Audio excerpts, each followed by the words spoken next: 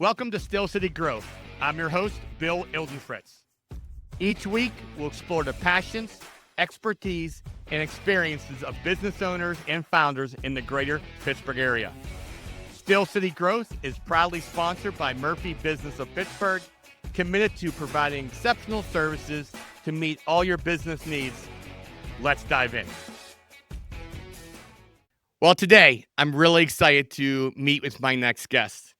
He has personally helped me grow my business, and now I have the honor of calling him my friend. He has over 25 years experience in strategic leadership positions with a special focus on encouraging economic growth.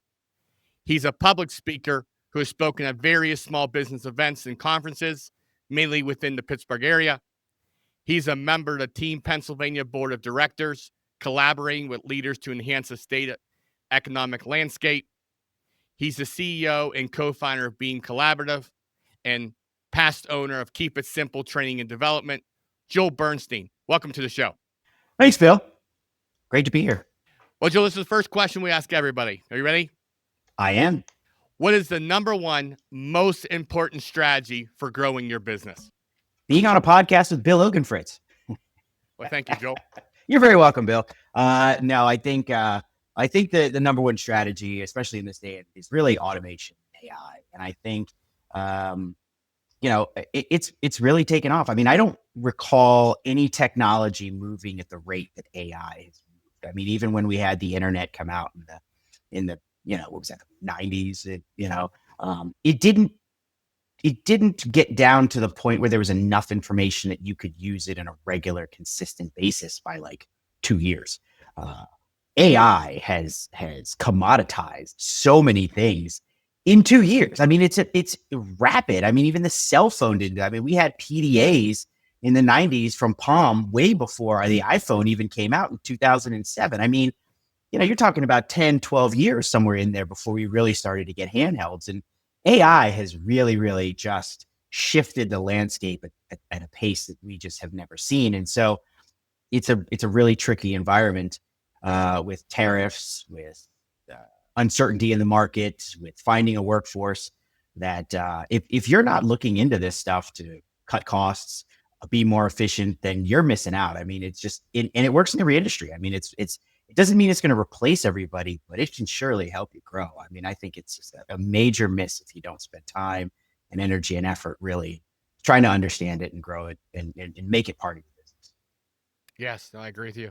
How does Beam work with AI? It's a good question. We have been big fans of AI. My co-founder of Beam runs a venture capital firm that focuses on technology. So we've always had it as a big part of what we wanted to do. And we were sort of really focusing on economic development strategies. We want to make sure that our local small businesses are able to grow. And so technology is a big part of that. So not only did we want to talk about it, but we wanted to make sure it was included in our organization. So we have really 2 AI tools that we use.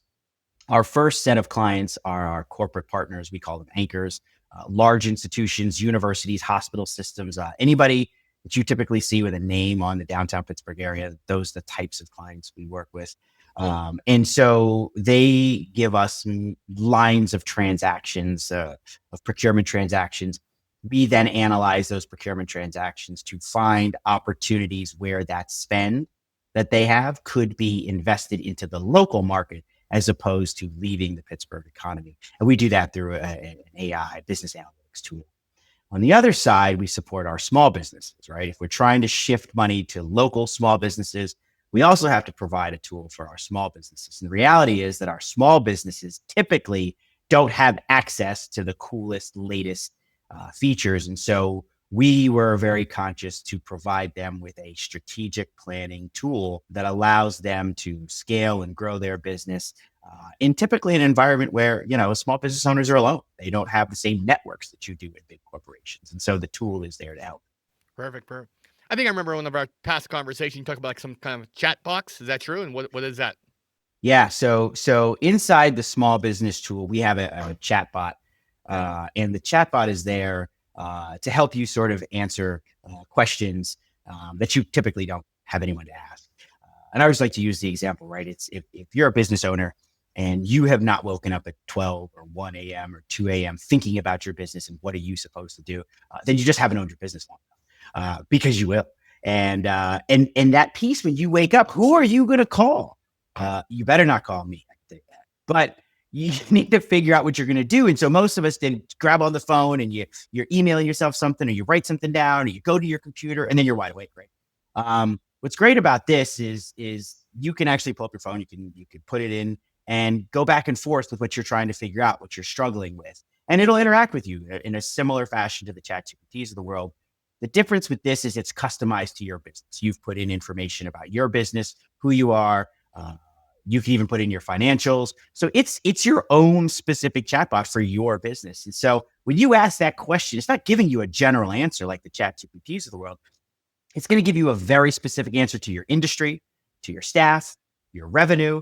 It understands who you are as an individual and a business owner. And that chat experience is enhanced in a significant way. And in the corporate world, you typically have a partner, someone you can bang those ideas off with. Small business owners typically don't have that same level of engagement with other business owners. And so this is an enhancement. Yeah, I will tell you, there's way too number of times I've woken up at 1 o'clock in the morning trying to figure something out. So I agree with you. So maybe give me an example. So I'm your client, say, and I have this. What kind of help me go through that chat bot? What can it help me do? Sure. So let's assume I need to hit some growth numbers. Let's assume I need to let's take a real life scenario.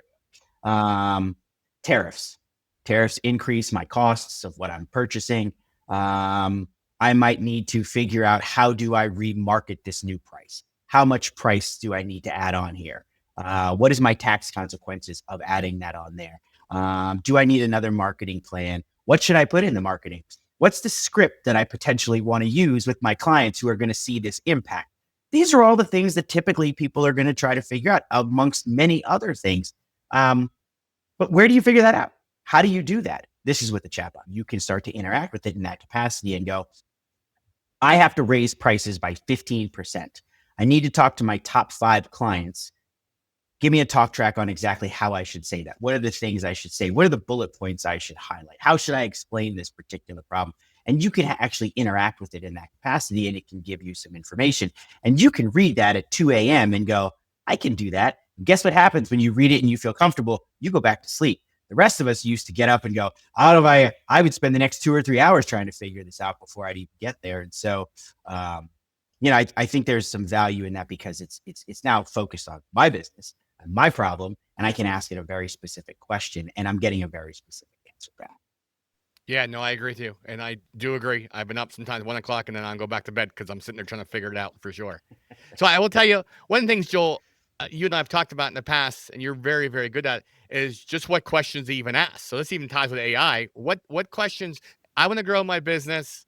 What questions should I be asking myself, or using this AI to help me grow that business? Yeah, I mean, I think what's interesting, right? And so it's some of the stuff that you and I work on too, right? It's the merger and acquisition side. And Keep It Simple was a old business development organization. So we would help with sales strategies, figuring out how you wanted to grow your business organically.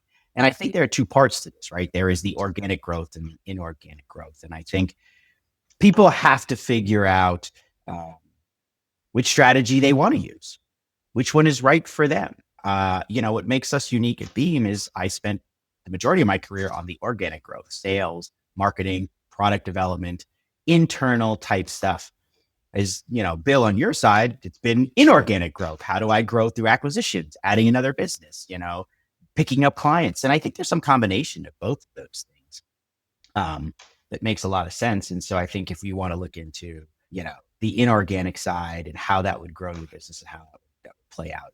Yeah, I mean, I know you and I worked a little bit on mergers and acquisitions. How does AI play into mergers and acquisitions?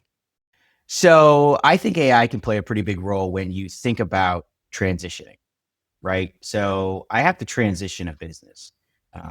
And if I was to take over and I was to implement new policies, procedures, HR, accounting, whatever those things were, that's a lot. That's a lot. And you may not have the personnel or the staff to help you sort of strategically figure out what those things are. But being able to put that type of information into a very specific chatbot and tool can help you get those outputs, because it is so many things you have to handle. And what you don't want to do is buy a business and then not transition it properly, because you still have an investment, time, effort, energy. You want that business to succeed as quickly as possible. Sometimes you have a loan, sometimes you're seller financing, whatever those types are, but maybe you're paying something back, maybe you used cash. It doesn't matter. You didn't buy the business to fail. You bought the business to succeed, to grow, to create some sort of wealth. And so I think AI can help you along that path. Not only that on the back end, on the front end, I think if you were selling a business, AI can help you do that, right? It's what are the gaps I have in my business? Our tool can help you figure that out. What are the things I need to do better? You know, seller readiness is a big issue. I mean, you may have a good business, you may have good clientele, but you're running it. And that makes it not sellable. So I think there's AI tools that can help you get that ready as well. And you can make those adjustments. And what do those adjustments look like? And then how do I decide what I'm going to do in the next 3 months, 6 months, 9 months, 12 months to get that business ready? How would I build that plan? I don't do that. I do window washing or pest control or whatever it is. I don't do this stuff. You don't have to anymore. You don't have to. It doesn't mean that you're going to miss out on an opportunity to sell your business. So I think AI plays a role on both sides of that. Yes, no, I agree with you. Kind of go back for a minute. You said with your other part of it, with the anchors and the data you're getting. What kind of data are you getting? How does that help a small business owner in the Pittsburgh area? So here's what's interesting about the data. We've been doing this for years, and Beam sort of started off really analyzing procurement data very, very early on. What happens is we've analyzed roughly $28 billion worth of corporate procurement data, and that's every transaction. That Wow. Invoices, how much I buy from so-and-so, right? Of the $28 billion analyzed, $25 billion of it leaves Pittsburgh completely. So we export it. We export those dollars. But most of that money comes from us, local buyers, right? And so if you export $25 billion, that's a lot of economic activity that's not circulating within our communities. So the Pittsburgh the Economy League has a stat that says every dollar invested in Pittsburgh returns $1.96. That means if I export $25 billion, then I'm exporting $50 billion worth of economic activity. Now that 25 billion is over a 2-year period. So it's 12 billion annually that's not flowing through our communities, which is a $24 billion economic impact. That is fundamentally a problem. Now, with that being said, that does not necessarily mean it's uncommon. Most areas and regions around the country export a fair amount. But what if we were able to keep another $1 billion here locally? What would that look like for our neighborhoods, our shops, our schools? What would another $2 billion in economic activity look like? So what we're doing is when we work with our anchors is try to find where those opportunities are to bring some of those dollars back into this community, and then help those small businesses actually scale to meet the demand of the anchors. Some of that scaling that the small business needs to do can come from organic growth or inorganic growth. Maybe there's an acquisition. Maybe this anchors have vendors, clients that work, that are part of their system, that have individuals ready to retire. We don't need to lose that. That can go to a small business. That could be transition. And so there is a strong tie-in to how money moves. And when I say Beam is an economic development organization, it's that. That's economic development. That's money moving to develop our region to be a thriving, strong area, which, quite frankly, we want. Why would we not? We live here. Yeah. I mean, I know, again, you mentioned economic development several times now. Why is that important to you as a person? Because I know you're very passionate about it. Why is it important to you? I spent years working at a Wall Street firm, 17 to be exact. And one thing I learned over all those years was that money just moves. It doesn't have a thought. It just moves. It moves for a lot of different reasons, whether it's supply and demand, whether it's just timing, whether it's taxes, whatever it is. Money is always in motion, and money not in motion is a problem. And we saw it in 2008 when money stopped moving in the bond market. We saw it during COVID when people stop spending money. And every time that's happened, you see recessions and panics and all types of negative consequences in the economy that affect everybody. You see restaurants close, you see cars not being bought, you see people not investing in schools, you see it all across the board. And what's fascinating is people don't understand that the economy is one big ecosystem that is tied. It's a chain link of just this circular effect. Everything comes back around, right? It's not, there is no right or wrong or ups and downs. It just moves. It all just continues to move. And if you understand that concept, you realize that individuals, education of individuals, small businesses, large businesses, import, export, all of travel, buying food, all the things that we do are part of that chain link. And so we live here. And people don't realize that. They want their stoplights to work, and they want to live in good schools, and they want their real estate prices to go up. But they don't want to contribute to the restaurants that support their real estate prices going up. They don't want to contribute to the school system that supports their real estate prices going up. They don't want to do, all of that is intertwined. And so part of our role is to really educate people that that's the reality of the situation. And if you are educated, you can handle it better. And so our job is to make sure people are aware of these economic development pieces, because it's what creates the neighborhoods that we love, that we don't want to leave, that we want our kids to grow.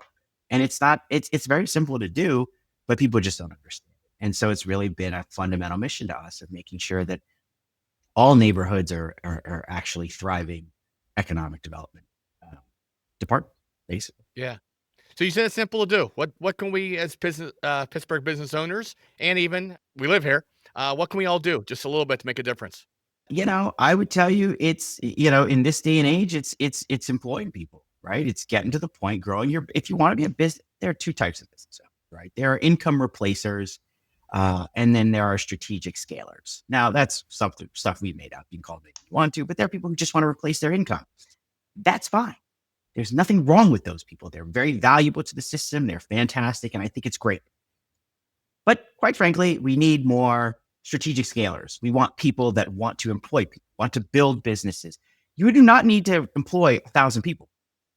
That becomes bureaucratic. That becomes the corporate environment. That becomes, those places where they've sort of lost touch with certain things. And that's not because people are bad. That's because the system has to be. When you get that big, you have to do those types of things. What I'm suggesting is that I think our roles as small business owners, or the people who want to be small business owners, is to employ a core group of people, whether it's 5 people or 12 people or 50 people or 3 people. It doesn't really matter. That's how you make impact. That's how you make impact. You provide a service to your neighborhoods, to your communities, to your people that's of value, and you employ people to do that work. You employ people that typically don't fit the corporate mold. And there's so many of us. And I feel like the economy and the world has pushed us all to these big corporations. That's the way it should be. And we've pushed away from the small businesses that are still half of the US economy. 46 or 47% of the US economy is small businesses. 61 million people are employed by small businesses, and yet never gets the attention as the big banks do, or the big airlines, or the big, right, all this other nonsense. Yet we're almost half of that. So this matters. All right. So 2 questions off that. So number 1, what if I'm driving my car, I hear this podcast, and I'm thinking, I'm going to my 9 to 5 job. And you know what? Joel raised an interesting point. I might want to buy a business and make a difference. How would I do that? Where do I start? Yeah, great question. You start by calling Beam. That's the answer. I mean, we're not going to mince words about it. Nobody's really thinking about this. We have a group of subject matter experts that will walk you through it. Our job as a nonprofit in economic development is to educate people to be able to make that decision. It's not my job to manage the transactions, the deal flow, and the LOIs and the NDAs. That's your job. That's the Bill Ogenfritz. That's the subject matter experts who know how to get transactions done. It's not my job to figure out the taxes and the tax consequences and the tax structure. It's not my job to figure out the legal structure.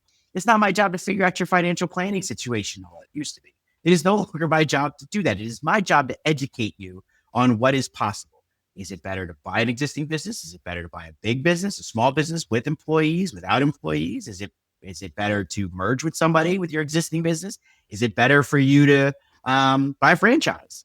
Is it better for you to just get a licensing agreement and sell T-shirts with the NCAA logo on it? Doesn't matter to me.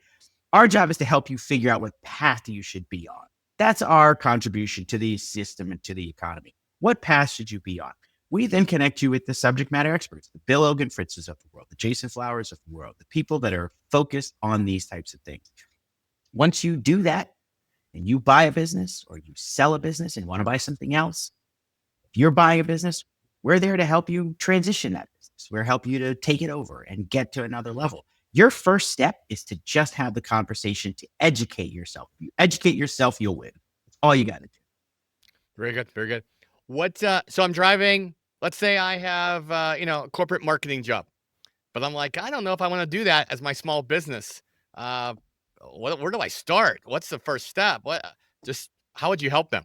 Yeah. So we would have you come in, right? We talk to you a little bit, learn a little bit about you. We are adding a new assessment tool that will also tell you a little bit about yourself, right? So I'll give you an example as somebody who has started a business from scratch, uh, who helped build a business with an existing business through small transactions, and someone who owned a franchise. I have all three of those, and there's really only three ways to grow your business. I've done all three. To figure out which one's right for you. Franchising is a great way if you don't have systems in place and want a network of people, and want to be able to have business ownership, but at the same time, don't really want to do it all from the bottom, right? And you want a brand. You need a brand. You need a reputation. Franchising would make sense for you. But if it's not the right thing for you, we have access to through that $28 billion, hundreds and hundreds and hundreds of different business categories you've probably never even considered. One of my favorite examples is instrument rentals, right? Like my kids play music instruments. We, I don't even know who the company is. I can tell you I cut a check to them every month. I can tell you everybody else in my district cuts a check to them every month, right? And that's a business that no one even knows. You don't pay attention to. Yet it's a real business. It's a real business doing real revenue with real recurring revenue, everything in the world you would possibly want to have. And yet people don't even know it exists. And so our job is to help you sort of identify those things, right? To go, I didn't even know that was a thing. I'd love to learn more about that. And so we have access to all of those different types of categories to help you kind of ideate. We're not suggesting you choose one. We're just helping you start to think outside the box. And the goals of that first session is to get your antennas up. And I tell you all the time, once your antennas up, you will find all types of unique businesses around you that you have just ignored. That's the goal of the ideation. That's the first step. Because buying a business, buying a franchise is a process. And if you think it's going to happen in a month, we'll fix that. You come and talk to me. We'll explain to you that we don't want you doing that. So, Yeah. So, Joel, have you ever heard this question? So, I want to buy a business. You ready for this? That cash flows. What does that mean to you, and how do you respond to that? what's funny, Bill, is I've never heard that. First time for everything, I suppose, right? Like, who doesn't want cash flow? I would tell you, when I managed money, people were like, let's buy a stock that's going to go up. You think? I mean, why would I? I mean, so I think people get stuck that like that's what they want, but there's so much more complexity to it than that. And this is where it becomes this educational piece. We're not suggesting you don't want cash flow. What we're suggesting is there's a lot of other factors to add to that. It's an additive piece. It is not the only thing. And I think people struggle with that because they don't know what else to think. That's why they end up at that spot, because that's all they're used to. When you work in corporate America, the only thing they offer you is cash flow. They don't offer you anything else. They offer you a paycheck that drives cash flow. And if you're going to leave, what's your biggest concern? My biggest concern is, how do I pay my bills? So cash flow becomes that first question.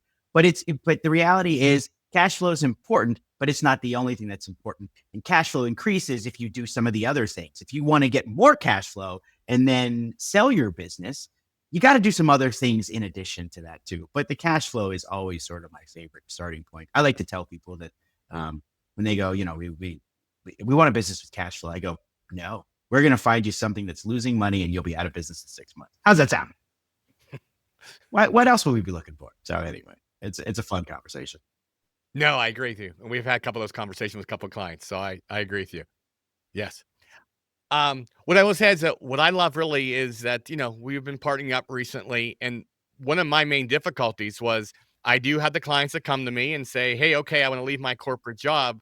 And going through that process is not a simple process trying to get that down, like hey, client A. And I ask them that, what do you want to do? And sometimes they have no idea at all. Some will be stuck on one idea and it's like, that may not even be good in Pittsburgh. So what happens, so to speak, when a couple of those challenges happen to you? Because that's why I love it. I get to refer them to you now, and you help them through that process. I like to use the real estate example because people don't buy businesses, but most people buy real estate, right? And if you have a water heater problem and you have decent neighbors, you can walk over and ask them. There's no one really to ask, right? So like there's this piece of it that's so foreign. And as somebody who spent 20 plus years in sales, I tell people all the time, I go, do you know why and I'll ask you, Bill, let's see if you know. Do you know why there's no salespeople at a grocery store? Because they know what they want when you walk in? Yeah. See, this is what happens because I've clearly given you the example before. You could not have figured that out.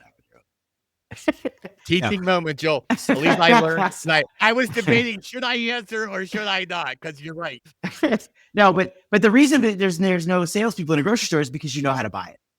I don't need a salesperson. A salesperson's job is to help educate the buyer so that they can make a wise decision, right? And I think people miss that. And so when it comes to buying a business, it's not a grocery store. You don't know how to buy ketchup and mustard. This is completely and totally foreign. Real estate, you still don't buy without a realtor. You still try not to sell it without a realtor. I mean, you can, just like you can buy a business without a broker or some expertise. And so I think it's really important that we understand that our jobs here are to help people become more comfortable with this type of transaction that they're really not familiar with, because it's so broad, so deep, so wide, so complicated, so many variables. And it's not even like the variables you started with month 1 are the same variables that will exist in month 4. Right. And so I think there's a lot of those factors, and getting people to that point is really sort of what we believe our expertise is. It's working with those folks. And quite frankly, our expertise has always been with small business owners. So we want to work with them on the front end and the back end, right? Because you're eventually going to be a small business owner, right? Or if you sell something, you may buy something else. And so there is this knowledge around how the small business owner interacts, how the small business owner thinks, what are their struggles, what are their challenges, that makes me unique. And we think that's a great value add to sort of what you all are doing. Yeah. So then my second question is this. Now, instead, I'm driving, listening to this podcast, and I own a small business. I have 5 employees, but I'm struggling a little bit with revenue. I'm hoping and praying I get that UPMC, PNC contract tomorrow. What's your thoughts? How do you help them? I think what we would do is the same sort of consulting work that we've done, right? Whether it's the 3 years after that we support you after you buy a business, it's a readiness program. We run a readiness program. Like, how do I get to the position where I can turn, this is all Wall Street terms, my illiquid asset into something liquid, right? How do I get something in a position where it can be sold? That requires work, and that requires you sharing information and understanding it. And there's no other way to do this but to just say, okay, here's where, let me be realistic, right? Let me be realistic that all of my clients are connected to me as the owner in some capacity. And if I was to leave, they would not stay. Let me be realistic with that, because a buyer doesn't necessarily want that problem. Or that 3 of the employees are my children, and they're also good. I mean, whatever the challenges are, they're not necessarily apparent if you've been running your business because you were running your business. And I think people forget that that's not the same skill. Selling my business and running my business are 2 completely different things. That's like saying, well, I run my business so I can do all the legal work. Unless you're a lawyer, you can't. And so I think that's exactly what this is about too. It's helping people realize that this is a completely separate skill set that requires time, energy, no different than you put into your finances and your accounting and your legal work. It takes time, and you have to understand it, and you would hire an expert to help you figure those things out. That way you maximize your value. Why start the business if you can't maximize your value? I agree. I totally agree. I totally agree. And what? So, just in summary of this, with these two different areas you talked about, how how does AI tie in with both these? What AI are you using AI? I'm assuming then to help with these mergers and acquisitions. Yeah. So right now the AI is really on the readiness program. So helping people get ready, and the AI is going to be once you buy the business, right? So again, our AIs are tied directly to the two parts, the beginning and the end. And so, the AI allows people to really understand where their challenges are, right? The tough part about consulting on small business in a readiness piece is that, and as the saying goes, you call their baby ugly, right? And so you have to be very careful of that, because some people have spent 40 years on this. Some people may have gotten this from their parents. I mean, there's a piece to this, and they have to realize that it's not quite what someone else may want, right?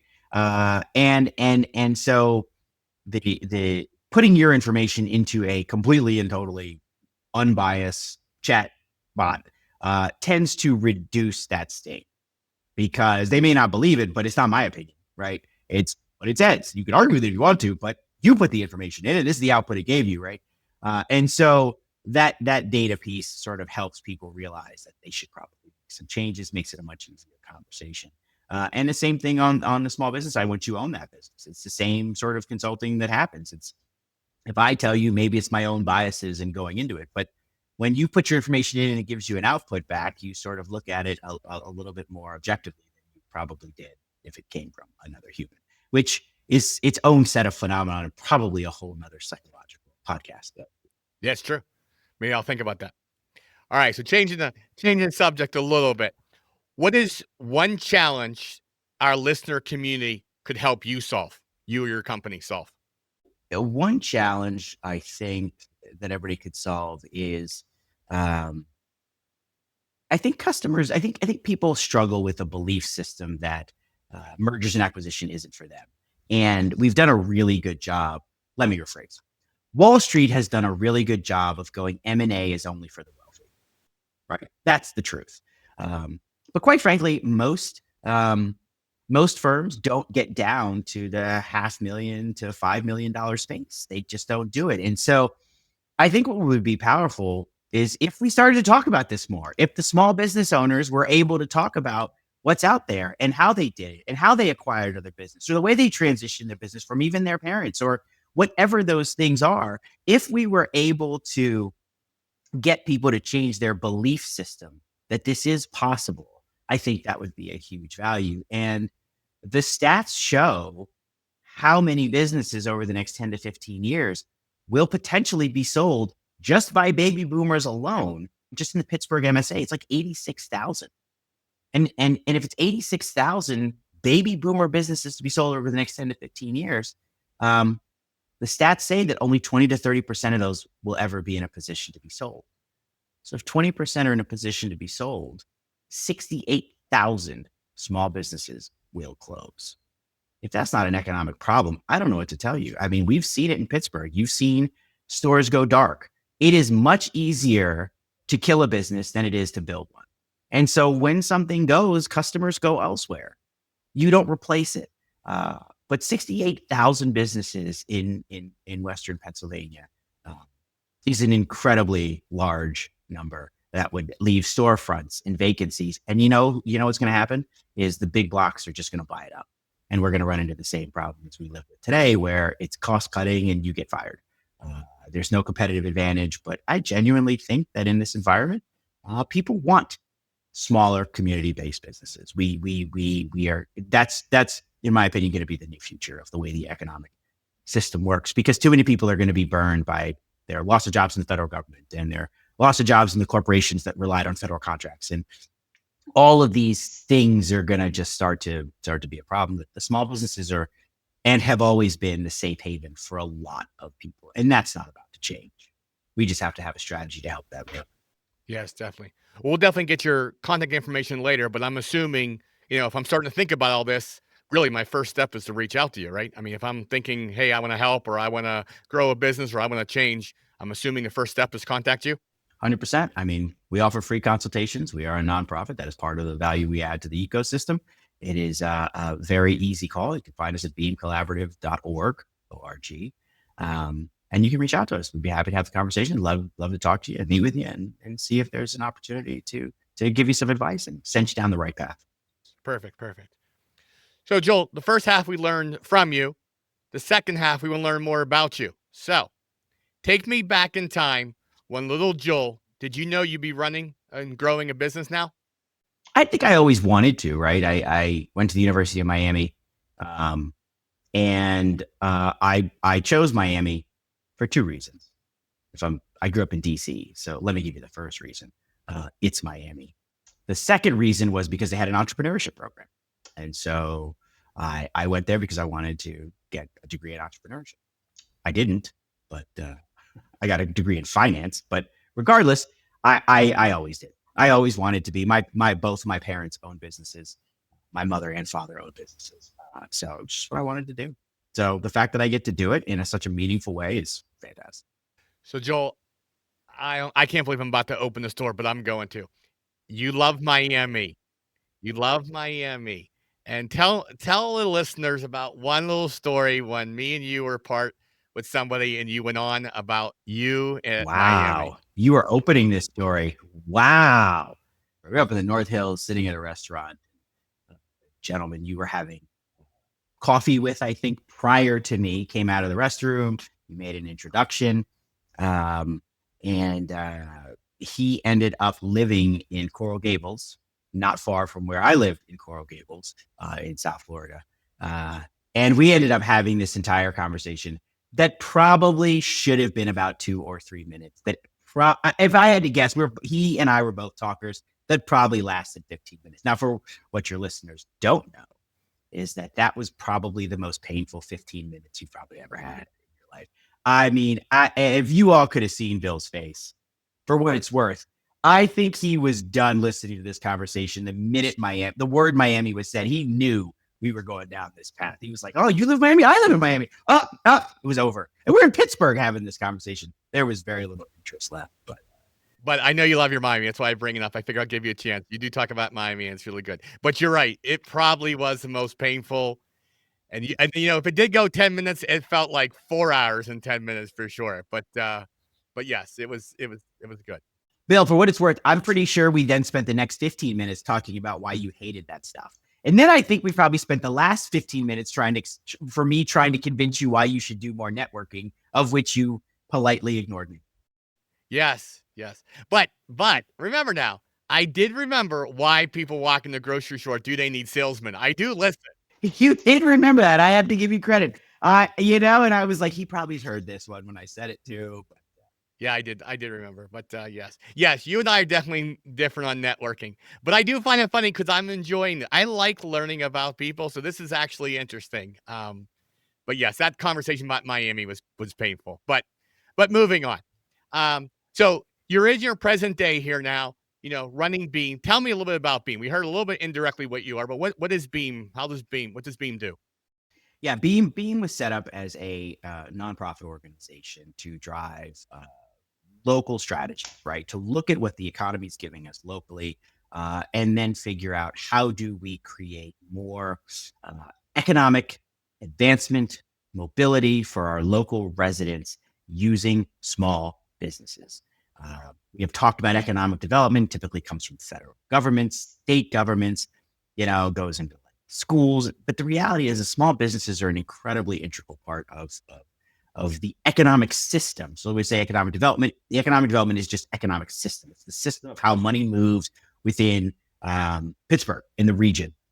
And so our focus was to really look at small businesses, really focus on how do small businesses impact those types of things. And that's really our focus. We're not trying to figure out how do we help large businesses be successful. We're not doing strategic planning for them. We do strategic planning and strategy work for small businesses, typically up to about $5 million.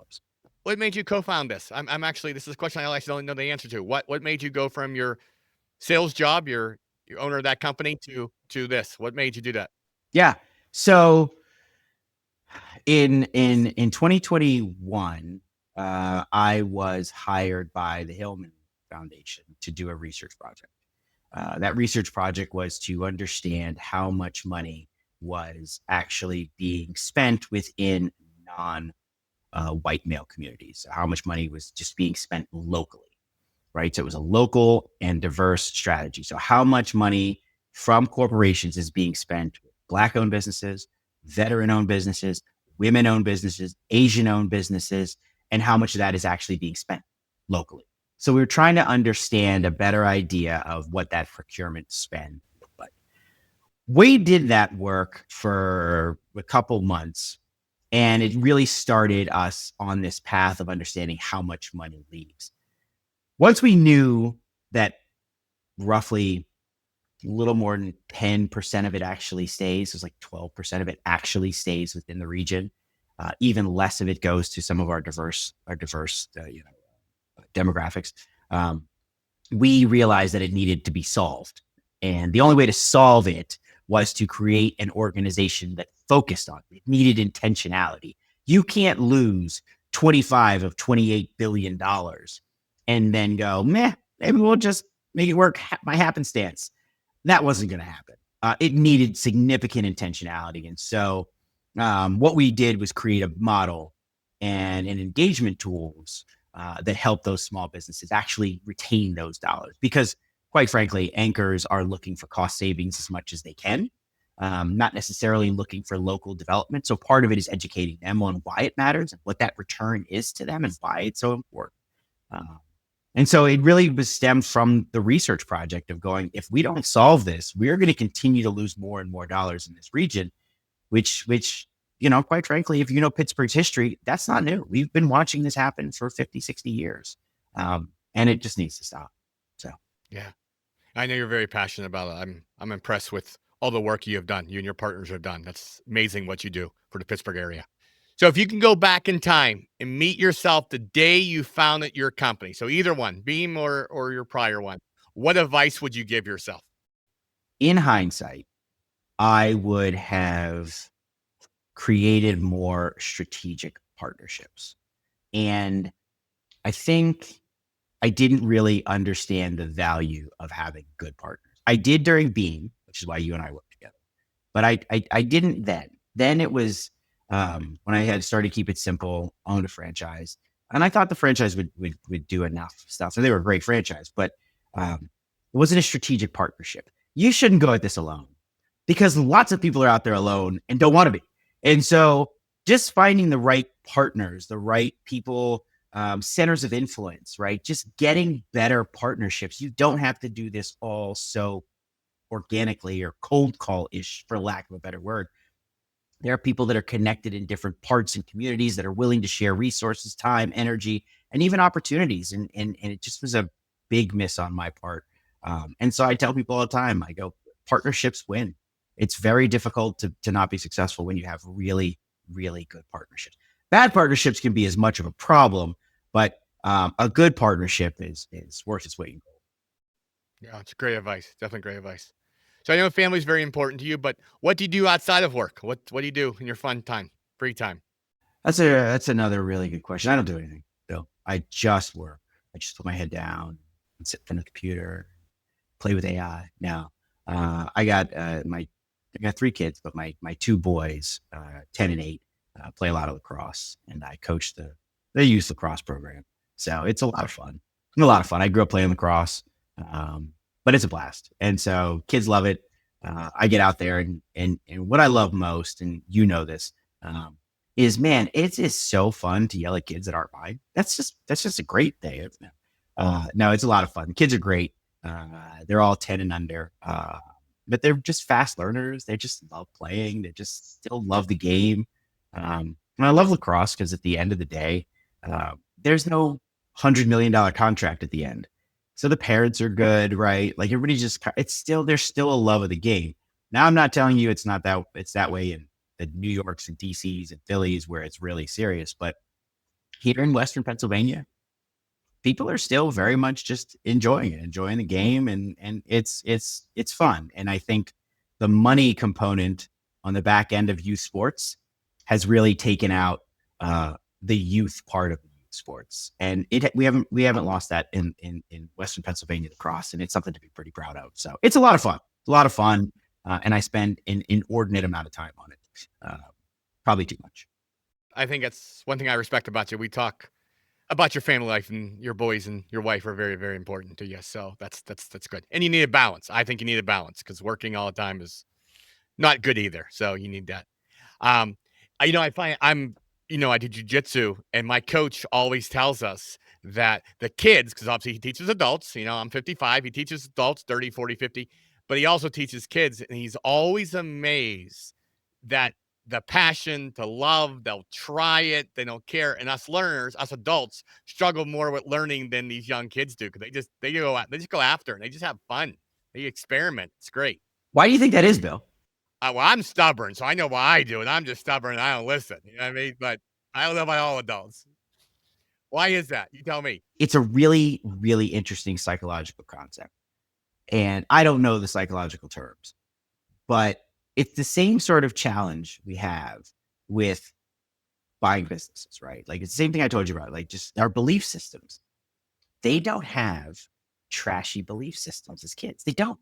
There's no belief that they can't do it. Of course they can. You know why they know they can do it? Because it's how their friends just do it. So they can totally do it. Like there isn't this. Imagine like a 6-month-old, 9-month-old, whenever a baby learns to walk, if they literally had in their head that they could never walk, you know what they would do? They would never walk, but they don't. Right. They just consistently try it over and over and over and over. They fail for months. They fail until they figure it out. We put these ridiculous contextual blocks around our own success all the time. That's what makes kids great. Like they don't care. They just do. That's his point. And you see it all the time with these kids. You're like, try this. And they're like, okay. They don't go, maybe it won't work, coach. They're like, I'll try that. And then when it works, they're like, that worked. Simple belief systems. And it's a fascinating thing. It's just, we all have gotten away from that work as adults. And we really have. We've really found ways. I totally do agree. I think kids are fascinating in that aspect. But it's sure, though, kind of tying this up a little bit, though, there are these entrepreneurs who do fail and fail and fail and fail. And then they usually become very successful. So you're right. A lot of I'll speak for me. I don't want to keep failing. Here, I'll tie the Miami story together here, right? Sales. I don't like keep hearing no, no, no, no, no. And you were a person who always did that and overcome obstacles, and that's made you very successful. I don't like to fail, fail, fail, fail. You're right, though. I need probably the kid in me a little bit more to just go ahead and try things and fail and get back up and do it again and do it again. But you're very good at that. You're very good at taking the no's in sales and moving on, improving your systems to succeed. I respect that in you. Well, I appreciate it. And I was teaching my kids this over the weekend because they're still trying to figure it out. I said, you have to make a decision when something happens to you. It fits in one of two buckets. It either fits in a matters bucket, doesn't matter bucket. You then have to have a certain set of behaviors for how you react to something that matters and something that doesn't matter. If it matters, feel free to cry because you're upset. If it doesn't matter, don't cry because that's not going to help you. It doesn't matter. But they don't know what matters and doesn't matter, right? And so every no didn't matter to me. It just doesn't, because guess what? If you said yes right now, you were just going to drag me down a path to eventually tell me no. So just tell me no in the beginning. So it doesn't matter. That's actually fine. What does matter? When you say yes, because now I actually have to execute. I have to make it work. So, and I think people struggle with it, right? Like what matters and what doesn't matter. And the behaviors that fit behind it, once you determine it matters or doesn't matter, is what really makes the difference. Yes. No, I totally agree. This might be a whole new podcast about failings, Joel, but we'll leave that for a later date. Let's do that one, Bill. I'm in. Yes. All right. We'll have to set it on our calendars. Yeah, but I get to ask the questions this time. No. I get to ask you all the questions about failing. As long as we're networking, having small talk, I'll love it. No problem at all. I am only going to make it small talk. That's good. That's excellent. Excellent. With that said, Joel, if I did want to connect with you, what's the best way to connect with you and your company? Our website, Beam Collaborative, BEAM collaborative.org. You can reach us on there. You can find our contact information. LinkedIn. I'm on LinkedIn under Joel Burstein. feel free to connect with us there and say you heard us on the podcast, and we'll be happy to have somebody on our team reach out to you. James Myers on our team is our VP of Business Development. You can always reach out to James if you're familiar with James. Joe Macero, who is our Chief Strategy Officer. People may know from Macero Corporation. Reach out to Joe if you know Joe.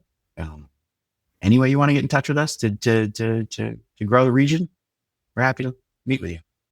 Perfect. Again, your company does a great job for the region. So again, Joel, I want to thank you for all your time, new insight. I always love learning from you, so I appreciate you definitely being on the show today. You're welcome. Thanks for having me, Bill. I appreciate it. And thank you, audience. If you learned something today or laughed, tell somebody about the podcast. Again, Joel, thank you very much for being on the show. This has been another exciting episode of Steel City Growth. See you next time. That's a wrap on another episode of Steel City Growth. Thanks for joining us.